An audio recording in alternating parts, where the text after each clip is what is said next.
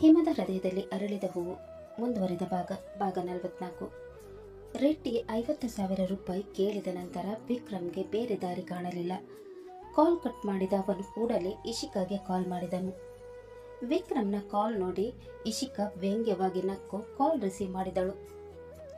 ಹೇಳು ವಿಕ್ರಮ್. ಇಶಿಕಾ, ರೆಡ್ಡಿ ಕಾಲ್ ಮಾಡಿದ್ದ. ಹೌದಾ, ಏನಂತೆ? ಅವನಿಗೆ 50,000 ರೂಪಾಯಿ ಬೇಕಂತೆ. ಇಶಿಕಾ ಹುಬ್ಬೇರಿಸಿದಳು. 50,000ನಾ? ಮೊನ್ನೆ ತಾನೇ 50,000 ಕೊಟ್ಟಿದೆ ಅಲ್ವಾ, ಮತ್ತೆ ಇಷ್ಟು ಬೇಗ ಯಾಕಂತೆ? ವಿಕ್ರಮ್ ನಿಟ್ಟಿಸಿರು ಬಿಟ್ಟನು. ಅವನದು ಅತಿಯಾಗಿದೆ ಇಶಿಕಾ. ನಿನ್ಗೆ ಗೊತ್ತಲ್ಲ ನನ್ನ ಪರಿಸ್ಥಿತಿ, ನೀನೇ ದುಡ್ಡು ಕೊಡಬೇಕು, ಇಲ್ಲಾಂದ್ರೆ ನಮ್ಮ ವಿಷಯವನ್ನೆಲ್ಲ ರುದ್ರನ ಹತ್ರ ಹೇಳ್ಬಿಡ್ತೀನಿ ಅಂತ ಬೆದರಿಸ್ತಾ ಇದ್ದಾನೆ. ಇಶಿಕಾಳ ಮುಖ ಕೋಪದಿಂದ ಕೆಂಪಾಯಿತು. ಅಲ್ಲ ವಿಕ್ರಮ್, ಎಷ್ಟು ದಿನ ಅಂತ ಅವನನ್ನು ಸಹಿಸೋದು? ನಮಗೆ ಬೇರೆ ದಾರಿ ಸಿಗೋವರೆಗೆ ಸಹಿಸಲೇಬೇಕು. ಅದ್ರ ಮೇಲೆ ಅವನು ನೀನೇ ಬೇಕು ಅಂತ ಹಠ ಹಿಡಿದಿದ್ದಾನೆ. ಆ ಮಾತು ಕೇಳುತ್ತಿದ್ದಂತೆ ಇಶಿಕಾಳ ಕಣ್ಣುಗಳಲ್ಲಿ ಕೋಪದ ಕಿಡಿ ಹೊತ್ತಿಕೊಂಡಿತು. ಅದಕ್ಕೆ ನೀನೇನಂದೆ? ನಾನು ಏನೂ ಹೇಳಿಲ್ಲ. ನಾನು ನಿನ್ನನ್ನು ಬಿಟ್ಕೊಡ್ತೀನಿ ಇಶಿಕಾ. ಅವನ ಮಾತು ಕೇಳಿ ಇಶಿಕಾ ವ್ಯಂಗ್ಯವಾಗಿ ನಕ್ಕಳು. ಆವತ್ತು ಬಿಟ್ಕೊಟ್ಟಿದೆ ಅಲ್ವಾ? ವಿಕ್ರಮ್ ತಕ್ಷಣ ಸಮಜಾಯಿಷಿ ಹೇಳಿದನು. ಅವತ್ತು ನನ್ನ ಪರಿಸ್ಥಿತಿ ಹೇಗಿತ್ತೆ ಅಂತ ನಿನಗೇನು ಗೊತ್ತಲ್ವಾ? ಹಾಗಂತ ಯಾವಾಗಲೂ ನಿನ್ನನ್ನು ಬಿಟ್ಕೊಡ್ತೀನಿ ಅಂತ ಅರ್ಥ ಅಲ್ಲ. ಸ್ವಲ್ಪ ಹೊತ್ತು ಯೋಚಿಸಿದ ಇಶಿಕಾ ನಿಧಾನವಾಗಿ ಹೇಳಿದಳು. ನನ್ನ ಹತ್ರ ಒಂದು ಪ್ಲಾನ್ ಇದೆ. ಹೇಳಿ ಇಶಿಕಾ, ಏನು ಪ್ಲಾನ್? ಇಶಿಕಾ ತುಂಟನ್ನಾಗಿ ಬೀರಿದಳು. ಒಂದು ಕಲ್ಲಲ್ಲಿ 2 ಹಕ್ಕಿ ಹೊಡಿಬೋದು. ಅವನಿಗೆ ನಾನು ಬೇಕಲ್ವಾ? ನನ್ನ ಜಾಗದಲ್ಲಿ ಮೀರಳನ್ನು ಸೆಟ್ ಮಾಡೋಣ. ಹೇಗಾದರೂ ಮಾಡಿ ಅವಳನ್ನು ಅವನ ಕೈಗೆ ಸಿಗುವಂತೆ ಮಾಡೋಣ. ಆಗ ಇಬ್ಬರು ನಮ್ಮ ದಾರಿಯಿಂದ ದೂರ ಆಗ್ತಾರೆ. ವಿಕ್ರಮ್ನ ಕಣ್ಣಲ್ಲಿ ಹೊಳಪು ಮೂಡಿತು. Super plan. ನೀನು ಏನು ಹೇಳ್ತೀಯ ಹಾಗೆ ಮಾಡೋಣ ಇಶಿಕಾ. ಆದರೆ ಈಗ ದುಡ್ಡು? ಅದಕ್ಕೇನು, ಕಳಿಸ್ತೀನಿ ಎಂದು ಹೇಳಿ ಕಾಲ್ ಕಟ್ ಮಾಡಿ ಅವನ ಅಕೌಂಟ್ಗೆ 50,000 ರೂಪಾಯಿ ಕಳುಹಿಸಿದಳು. ಮೆಸೇಜ್ ನೋಡಿ ವಿಕ್ರಮ್ ಮುಖದಲ್ಲಿ ನಗು ಮೂಡಿತು. ಆದರೆ ಇತ್ತ ಇಶಿಕಾ ಮೊಬೈಲನ್ನು ಕೆಳಗಿಟ್ಟು ವ್ಯಂಗ್ಯವಾಗಿ ನಕ್ಕಳು. ಯು ಫೂಲ್, ಇಷ್ಟು ದಿನ ನನ್ನನ್ನು ಬಳಸ್ಕೊಂಡು ನಿನ್ನ ಕೆಲಸ ಮಾಡಿಸ್ಕೊಂಡೆ, ಇನ್ಮೇಲೆ ನಿನ್ನನ್ನೇ ಬಳಸ್ಕೊಂಡು ನಾನು ನನ್ನ ಗೇಮ್ ಮಾಡ್ತೀನಿ. ಅವಳ ಕಣ್ಣುಗಳಲ್ಲಿ ಪ್ರತೀಕಾರದ ಬೆಂಕಿ ಹೊತ್ತಿಕೊಂಡಿತು. ಈ ಆಟದಲ್ಲಿ ಅವರಿಬ್ಬರು ಮಾತ್ರ ಅಲ್ಲ, ನೀನು ಕೂಡ ಔಟ್ ಆಗ್ತೀಯ. ನನಗೆ ಮೋಸ ಮಾಡಿದ ಪ್ರತಿಯೊಬ್ಬರು ಅದರ ಬೆಲೆ ತೆರಲೇಬೇಕು ಎಂದು ಮನಸ್ಸಿನಲ್ಲೇ ಗುಡುಗಿದಳು. ಇನ್ನು ಆಟ ನಂದು. ಮೀರಾ ತನ್ನ ಶೀಲ ಕಳೆದುಕೊಂಡು ಬದುಕುವ ಆಸೆಯನ್ನು ಕಳೆದುಕೊಂಡ್ರೆ ನಿಮ್ಮಿಬ್ಬರ ಅಂತ್ಯವನ್ನು ರುದ್ರನೇ ಬರೀತಾನೆ. ಅದಕ್ಕೆ ಬೇಕಾದ ಎಲ್ಲ ವ್ಯವಸ್ಥೆಯನ್ನು ನಾನು ಮಾಡ್ತೀನಿ. ರೆಡ್ಡಿ, ವಿಕ್ರಮ್, ನಿಮ್ಮಿಬ್ಬರ ಜೊತೆಗೆ ಮೀರಾ ಕೂಡ ಅಂತ್ಯದ ಕ್ಷಣಗಳನ್ನು ನೆನೆಸಿಕೊಳ್ಳಲು ಶುರು ಮಾಡಿ ಎಂದು ಇಶಿಕಾ ವ್ಯಂಗ್ಯವಾಗಿ ನಗುತ್ತಾ ತನ್ನ ಮುಂದಿನ ಸಂಚಿನ ಬಗ್ಗೆ ಯೋಚಿಸತೊಡಗಿದಳು. ಎಂದಿನಂತೆ ಮೀರಾ ಫ್ರೆಶ್ ಆಗಿ ಕನ್ನಡಿಯ ಮುಂದೆ ನಿಂತಳು. ಕೈಯಲ್ಲಿ ಕುಂಕುಮದ ಡಬ್ಬಿ ಹಿಡಿದು ಮುಚ್ಚಳ ತೆಗೆಯಲು ಹೋಗುತ್ತಿದ್ದಂತೆ ಅವಳ ಕೈಯಲ್ಲಿದ್ದ ಕುಂಕುಮವೆಲ್ಲ ನೆಲದ ಮೇಲೆ ಚೆಲ್ಲಾಪಿಲ್ಲಿಯಾಗಿ ಬಿದ್ದಿತು. ಆ ದೃಶ್ಯ ನೋಡಿದ ಮೀರಾಳ ಹೃದಯ ಒಮ್ಮೆಲೆ ನಡುಗಿತು. ಅವಳ ಕಣ್ಣಲ್ಲಿ ನೀರು ತುಂಬಿತು. ಅಷ್ಟರಲ್ಲಿ ಅಲ್ಲಿಗೆ ಬಂದ ರುದ್ರ ಅವಳ ಮುಖ ನೋಡಿ ಗಾಬರಿಯಾದನು. ಏನಾಯ್ತು ಮೀರಾ, ಯಾಕೆ ಹೇಳ್ತಾ ಇದೆಯಾ? ಮೀರಾ ನಡುಗುವ ಧ್ವನಿಯಲ್ಲಿ, ರೀ, ಕುಂಕುಮ ಕೆಳಗೆ ಬಿತ್ತು. ಅವಳ ಮಾತು ಕೇಳಿ ರುದ್ರ ಸಣ್ಣದಾಗಿ ನಕ್ಕನು. ಅದಕ್ಕೆ ಯಾರಾದ್ರೂ ಹೀಗೆ ಅಳ್ತಾರ? ಬೇರೆ ಕುಂಕುಮ ಇದೆಯಲ್ಲ, ಅದನ್ನು ಹಚ್ಕೋ. ಮೀರಾ ತಲೆ ಅಲ್ಲಾಡಿಸಿದಳು. ರೀ, ಅದು ಹಾಗಲ್ಲ, ಕುಂಕುಮ ಕೆಳಗೆ ಬೀಳಬಾರ್ದು, ಅದು ಒಳ್ಳೆ ಶಕುನ ಅಲ್ಲ. ರುದ್ರ ಕೆಳಗೆ ಬಿದ್ದಿದ್ದ ಡಬ್ಬಿಯನ್ನು ಎತ್ತಿಕೊಂಡನು. ಡಬ್ಬಿಯಲ್ಲಿ ಉಳಿದಿದ್ದ ಸ್ವಲ್ಪ ಕುಂಕುಮವನ್ನು ತೆಗೆದುಕೊಂಡು ಪ್ರೀತಿಯಿಂದ ಅವಳ ಹಣೆಗೆ ಹಚ್ಚಿದನು. ಈಗ ಒಳ್ಳೆ ಶಕುನನೇ ಆಯಿತು. ಇಂಥ ಸಣ್ಣ ವಿಷಯಕ್ಕೆ ಭಯಪಡಬೇಡ. ನಂತರ ತುಂಟ ನಗೆಯೊಂದಿಗೆ, ಏನು, ನಾನು ಸತ್ತು ಹೋಗ್ತೀನಂತ ಭಯನಾ ಎಂದು ಕೇಳಿದನು. ಆ ಮಾತು ಕೇಳುತ್ತಿದ್ದಂತೆ ಮೀರಾ ಗಾಬರಿಯಿಂದ ಅವನ ತುಟಿಗೆ ಬೆರಳಿಟ್ಟು, ಹಾಗೆಲ್ಲ ಹೇಳ್ಬೇಡಿ, ನಿಮ್ಗೆ ಏನೂ ಆಗಲ್ಲ, ನಿಮ್ಗೆ ಏನಾದರೂ ಆದರೆ ನಾನು ಬದುಕಲ್ಲ ಎಂದು ಹೇಳಿ ಅಳತೊಡಗಿದಳು. ರುದ್ರ ಅವಳ ಕಣ್ಣೀರನ್ನು ಒರೆಸುತ್ತಾ, ಅಯ್ಯೋ ಹುಚ್ಚಿ, ನನಗೇನೂ ಆಗಲ್ಲ ಗೊತ್ತಾಯ್ತಾ ಎಂದು ಹೇಳಿ ಅವಳನ್ನು ತನ್ನ ತೋಳುಗಳಲ್ಲಿ ಬಿಗಿಯಾಗಿ ತಬ್ಬಿಕೊಂಡು ಸಮಾಧಾನಪಡಿಸಿದನು. ಆದರೆ ಮೀರಾಳ ಮನಸ್ಸಿಗೆ ಸಮಾಧಾನವೇ ಇರಲಿಲ್ಲ. ಯಾಕೋ ಒಂದು ಕೆಟ್ಟ ಘಟನೆ ನಡೆಯುವ ಮುನ್ಸೂಚನೆ ಅವಳನ್ನು ಒಳಗೊಳಗೆ ಕಾಡತೊಡಗಿತು. ದಿನಗಳು ಕಳೆಯುತ್ತಲೇ ಇದ್ದವು. ಒಂದು ದಿನ ತಿಲಕ್ ನೇಮಿಸಿದ್ದ ಪ್ರೈವೇಟ್ ಡಿಟೆಕ್ಟಿವ್ನಿಂದ ಕಾಲ್ ಬಂತು. ತಿಲಕ್ ತಕ್ಷಣ ಕಾಲ್ ರಿಸೀವ್ ಮಾಡಿದನು.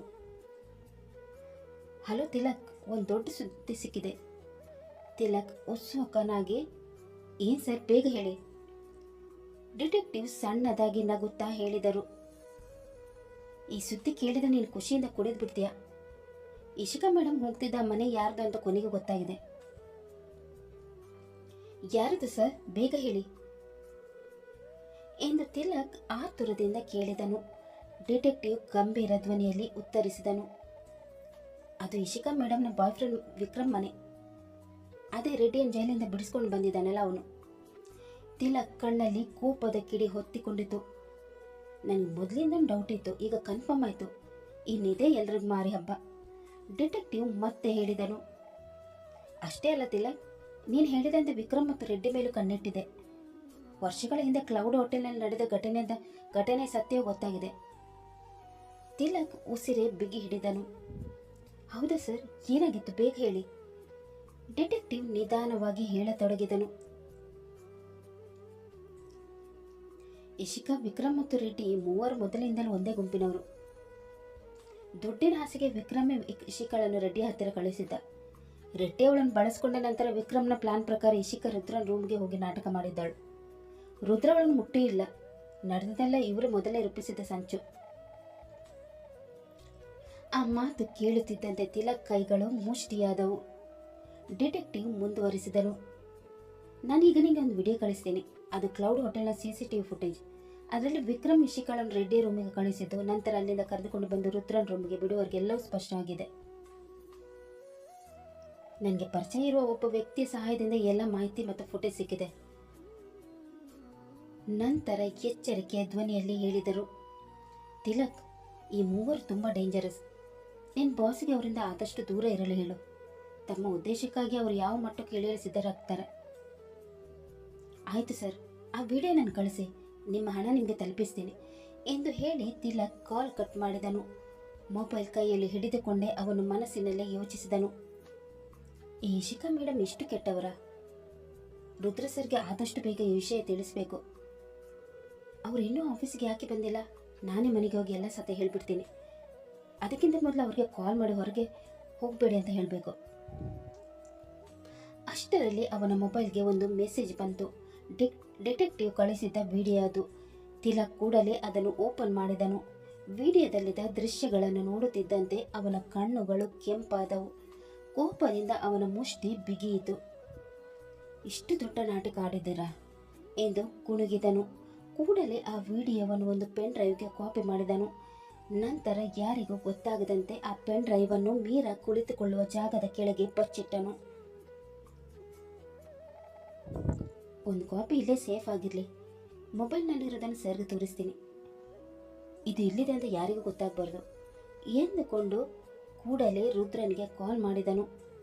ಅದೇ ಸಮಯಕ್ಕೆ ಕೆಲಸದ ನಿಮಿತ್ತ ವಿಕ್ರಮ್ ರುದ್ರನ ಕೇಬಿನ್ ಕಡೆ ಬರುತ್ತಿದ್ದನು. ಕೇಬಿನ್ ಹೊರಗಡೆ ನಿಂತಿದ್ದಾಗ ತಿಲಕ್ನ ಮಾತುಗಳು ಅವನ ಕಿವಿಗೆ ಬಿದ್ದವು. Sir, good news. ವರ್ಷಗಳಿಂದ ಕ್ಲೌಡ್ ಹೋಟೆಲಲ್ಲಿ ಏನಾಗಿತ್ತು ಅನ್ನೋದು ಸಂಪೂರ್ಣ ಗೊತ್ತಾಗಿದೆ. ನೀವು ಇಶಿಕಾ ಮೇಡಮ್ ಟಚ್ ಕೂಡ ಮಾಡಿಲ್ಲ. ಇದರ ಹಿಂದೆ ಯಾರು ಇದ್ದಾರೆ ಅನ್ನೋದನ್ನು ನಾನು ಮನೆಗೆ ಬಂದು ಹೇಳ್ತೀನಿ. ಈಗಲೇ ಹೊರಡ್ತೀನಿ ಸರ್ ಎಂದು ಹೇಳಿ ತಿಲಕ್ ಫೋನ್ ಕಟ್ ಮಾಡಿ ಅಲ್ಲಿಂದ ವೇಗವಾಗಿ ಹೊರಟನು. ತಿಲಕ್ ಹೊರಬರುತ್ತಿರುವುದನ್ನು ಕಂಡ ವಿಕ್ರಮ್ ತಕ್ಷಣ ಪಕ್ಕಕ್ಕೆ ಅಡಗಿಕೊಂಡನು. ಅವನು ಹೋಗುತ್ತಿದ್ದಂತೆ ವಿಕ್ರಮ್ನ ಮುಖದ ಬಣ್ಣವೇ ಬದಲಾಯಿತು. ಭಯದಿಂದ ಅವನ ಹಣೆಯ ಮೇಲೆ ಬೆವರಿನ ಹನಿಗಳು ಮೂಡಿದವು. ಛೇ, ಏನು ಮಾಡಲಿ ಈಗ? ನಮ್ಮ ಗುಟ್ಟೆ ಎಲ್ಲ ರಟ್ಟಾಯಿತು. ರುದ್ರನಿಗೆ ಎಲ್ಲ ಸತ್ಯ ಗೊತ್ತಾದರೆ ಅವನು ನಮ್ಮನ್ನು ಜೀವಂತವಾಗಿ ಬಿಡಲ್ಲ. ಅವನ ಹೃದಯ ಜೋರಾಗಿ ಪಡೆದುಕೊಳ್ಳತೊಡಗಿತು. ಮೊದಲು ಇಶಿಕಾಗೆ ಹೇಳಬೇಕು, ಹೇಗಾದರೂ ಅಲ್ಲಿಂದ ತಪ್ಪಿಸಿಕೊಳ್ಳಕ್ಕೆ ಹೇಳಬೇಕು ಎಂದುಕೊಂಡು ನಡುಗುವ ಕೈಗಳಿಂದ ಮೊಬೈಲ್ ತೆಗೆದು ಇಶಿಕಾಳ ನಂಬರ್ ಡಯಲ್ ಮಾಡಿದನು. ವಿಕ್ರಮ್ ಕಾಲ್ ಮಾಡುತ್ತಿದ್ದಂತೆ ಇಶಿಕಾ ಕೂಡಲೇ ರಿಸೀವ್ ಮಾಡಿದಳು. ಹಲೋ ವಿಕ್ರಮ್. ಅತ್ತ ಕಡೆಯಿಂದ ನಡುಗುವ ಧ್ವನಿ ಕೇಳಿಸಿತು. ಇಶಿಕಾ, ಎಲ್ಲ ಮುಗೀತು. ರುದ್ರ ನಮ್ಮನ್ನು ಸುಮ್ಮನೆ ಬಿಡಲ್ಲ. ಅವನ ಧ್ವನಿ ಕೇಳುತ್ತಿದ್ದಂತೆ ಇಶಿಕಾಳಿಗೆ ಅನುಮಾನ ಬಂದಿತು. ಏನಾಯ್ತು ವಿಕ್ರಮ್, ಯಾಕೆ ಇಷ್ಟು ಗಾಬರಿಯಾಗಿದ್ಯಾ? ಮೊದಲು ಏನಾಗಿದೆ ಅಂತ ಹೇಳು. ವಿಕ್ರಮ್ ಆತುರದಿಂದ ಹೇಳಿದನು. ತಿಲಕ್ಗೆ ನಮ್ಮೆಲ್ಲ ವಿಷಯ ಗೊತ್ತಾಗಿದೆ. ಅವನು ಈಗಲೇ ನಿಮ್ಮ ಮನೆಗೆ ಹೋಗಿ ಎಲ್ಲ ಸತ್ಯ ಹೇಳಲು ಹೊರಟಿದ್ದಾನೆ. ನೀನು ಮೊದಲನೇನು ತಪ್ಪಿಸ್ಕೋ. ಒಂದು ಕ್ಷಣ ಇಶಿಕಾ ಗಾಬರಿಯಾದಳು.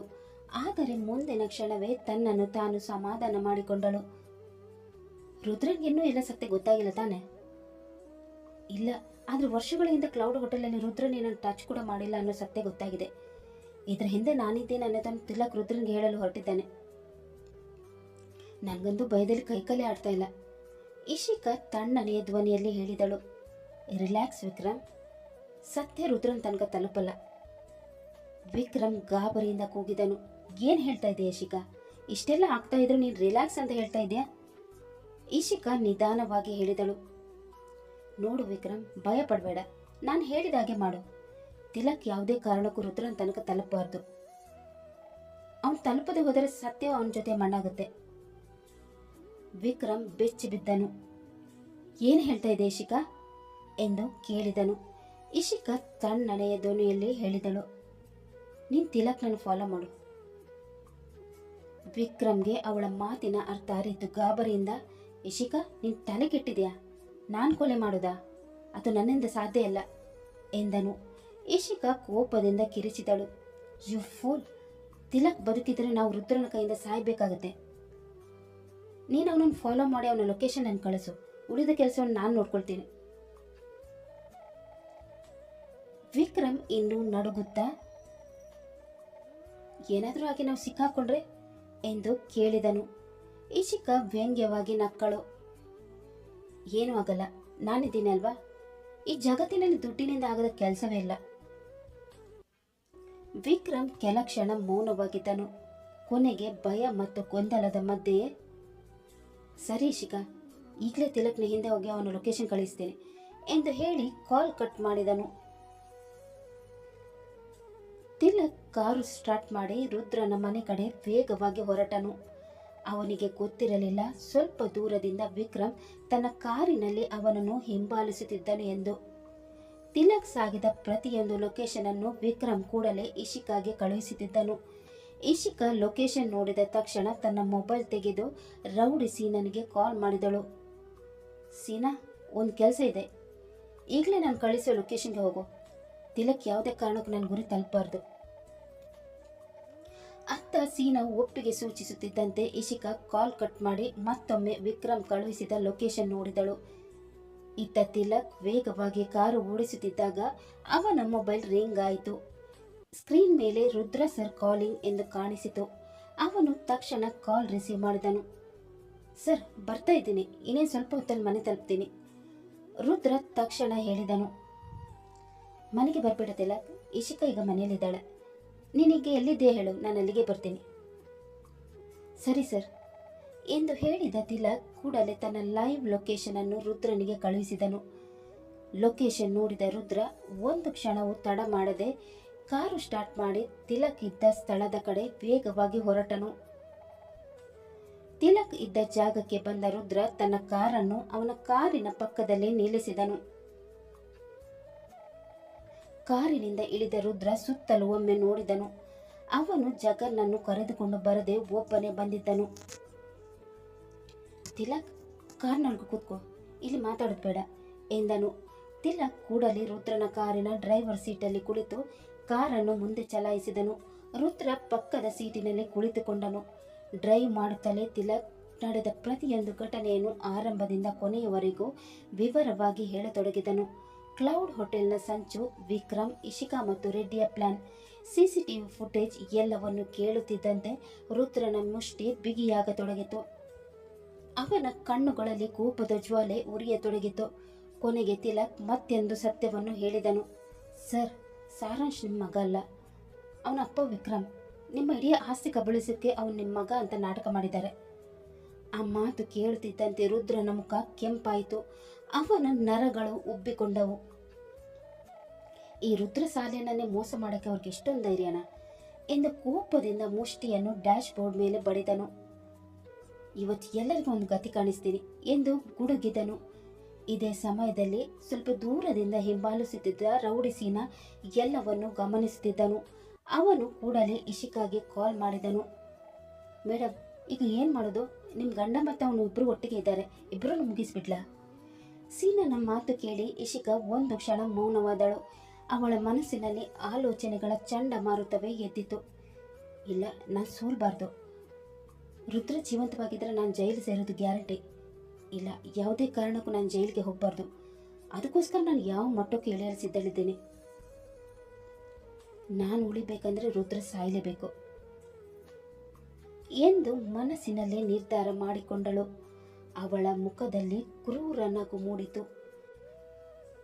ನಂತರ ತಣ್ಣನೆಯ ನಿರ್ದಯ ಧ್ವನಿಯಲ್ಲಿ ರೌಡಿ ಸೀನನಿಗೆ ಆದೇಶಿಸಿದಳು, ಇಬ್ಬರನ್ನು ಮುಗಿಸ್ಬಿಡು. ಆ ಒಂದು ಆದೇಶದೊಂದಿಗೆ ಮತ್ತೊಂದು ರಕ್ತಸಿಕ್ತ ಅಧ್ಯಾಯ ಆರಂಭವಾಗಲು ರೆಡಿಯಾಗಿತ್ತು. ಕತೆ ಮುಂದುವರಿಯಿತು. ರುದ್ರ ಮತ್ತು ತಿಲಕ್ ಮೇಲೆ ದಾಳಿಯಾಗುತ್ತಾ? ಇಶಿಕಾಳ ಆದೇಶದಂತೆ ಸೀನಾ ಇಬ್ಬರನ್ನು ಮುಗಿಸುತ್ತಾನ? ಸತ್ಯ ರುದ್ರನ ಕೈ ಸೇರುತ್ತಾ ಅಥವಾ ಎಲ್ಲವೂ ಅಲ್ಲಿಯೇ ಮುಗಿದು ಹೋಗುತ್ತಾ? ಈ ಉಸಿರು ಬಿಗಿ ಹಿಡಿಯುವ ಸಸ್ಪೆನ್ಸ್ ತಿಳಿಯಲು ಮುಂದಿನ ಸಂಚಿಕೆಯನ್ನು ತಪ್ಪದೆ ಓದಿ. ಅಲ್ಲಿ ತನಕ ಈ ಕತೆ ನಿಮಗೆ ಇಷ್ಟವಾದಲ್ಲಿ ಲೈಕ್ ಮಾಡಿ, ಶೇರ್ ಮಾಡಿ ಮತ್ತು ಸಬ್ಸ್ಕ್ರೈಬ್ ಮಾಡೋದನ್ನು ಮಾತ್ರ ಮರಿಬೇಡಿ.